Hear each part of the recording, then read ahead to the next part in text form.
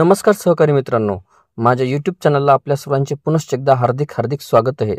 आपण जर सरकारी कर्मचारी किंवा पेन्शनधारक किंवा कुठेही शासकीय सेवेत नोकरीला असा तर ही खास बातमी मी आपल्यासाठी घेऊन आलेलो आहे।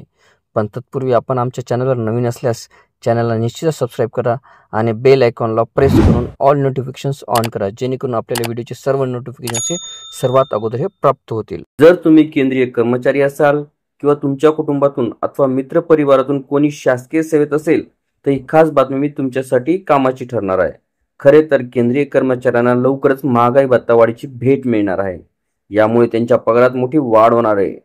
सध्या केंद्रीय कर्मचाऱ्यांचा महागाई भत्ता हा 50% दराने दिला जात असून यामध्ये आणखी 3% वाढ होण्याची शक्यता आहे। पुढील महिन्यात याबाबतचा निर्णय होऊ शकतो अशी शक्यता वर्तवली जात आहे। पुढल्या महिन्यामध्ये होणाऱ्या कॅबिनेटच्या बैठकीमध्ये केंद्रातील सरकार केंद्रीय कर्मचाऱ्यांच्या महागाई भत्त्या वाढीबाबतच्या प्रस्तावाला हिरवा कंदील देखील दाखवणार असल्याची चर्चा ऐकण्यास येत आहे।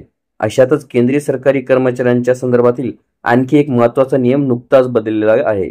मिळालेल्या माहितीनुसार केंद्र सरकारच्या आरोग्य योजना म्हणजे CGHS कार्डधारकांसाठी मार्गदर्शक तत्वांमध्ये बदल करण्यात आला आहे।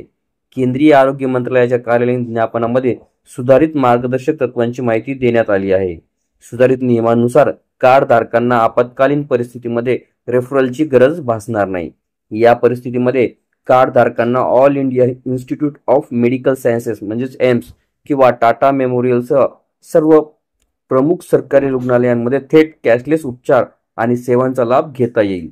या व्यतिरिक्त केंद्र सरकारच्या आरोग्य योजना म्हणजे CGHS वेलनेस सेंटरकडून एकच संदर्भ 3 महिन्यासाठी वैध असेल, ज्यामुळे लाभार्थ्यांना 3 तज्ञांचा सल्ला घेता येईल।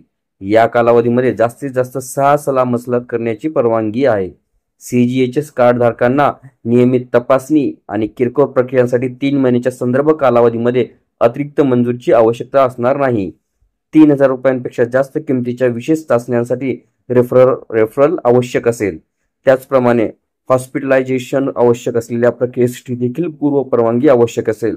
या सेवांमध्ये प्रवेश करण्याची वयोमर्यादा 75 वरूनही 70 वर्ष करण्यात आली आहे, ज्यामुळे अधिक लाभार्थ्यांची पात्रताही वाढलेली आहे।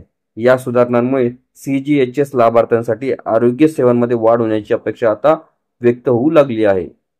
आपल्याला व्हिडिओ आवडले असल्यास चॅनलला नक्कीच लाईक, शेअर आणि कमेंट्स करायला विसरू नका। तसेच चॅनलला ऑल नोटिफिकेशन्स ऑन करून सबस्क्राईब करा, जेणेकरून व्हिडिओचे सर्व नोटिफिकेशन्स आपल्याला सर्वप्रथम मिळतील।